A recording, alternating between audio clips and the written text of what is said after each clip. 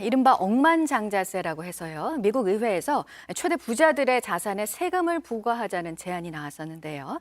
표적이 된 테슬라 CEO 머스크가 자신이 가지고 있는 테슬라 주식 10%를 팔지를 네티즌들에게 물었습니다. 보도국 연결해서 이 소식 알아보도록 하겠습니다. 강버들 기자, 팔라는 의견이 더 많이 나왔다고 하는데 설문 결과에 따르겠다던 머스크는 아직 반응이 없네요. 네, 그렇습니다. 머스크가 올린 설문에 351만 9천여 명이 참여했고요. 그중에 57.9%가 주식을 파는 데 찬성했습니다.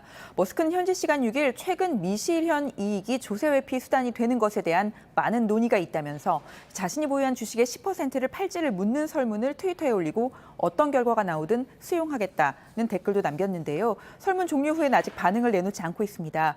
이번 설문은 말씀하신 대로 부유층의 주식과 채권 등의 세금을 매기는 억만장자세가 제한된 상황에서 나온 건데요. 테슬라 주식의 17%, 우리 돈으로 따지면 약 247조 원 상당의 주식을 가진 머스크는 자신은 월급이나 보너스를 받고 있지 않아서 세금을 내려면 주식을 팔아야 한다는 댓글도 함께 남겼습니다. 지난 5일 뉴욕 증시에서 테슬라 주가는 종가 기준 1222.09달러를 기록했습니다.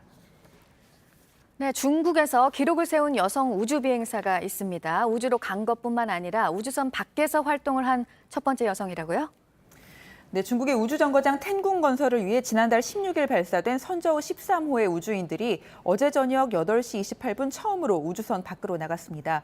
중국의 두 번째 여성 우주인 왕야핑과 동료 1명 등 2명은 모두 상태가 좋다고 보고했습니다. 이로써 왕야핑은 중국 여성 최초로 우주 유영을 하게 됐는데요. 1963년 처음으로 러시아가 여성 우주인을 배출한 이후 지금까지 전체 우주인 중 여성은 10%, 65명에 불과합니다. 이 중에 우주 유영까지 한 사람은 20명도 채 되지 않습니다. 네, 그리고 바이든 미국 대통령이 공약했던 민주주의 정상회의가 다음 달에 열리는데 우리나라도 초청이 됐습니다. 그런데 초청된 몇몇 국가에 대해서는 좀 논란이 되고 있다고요?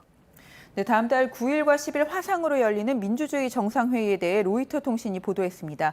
소식통을 인용해서 어떤 나라들이 초대됐는지를 전했는데요. 아시아에서는 한국과 일본, 중동 지역에서는 이스라엘과 이라크 등이 포함되어 있습니다.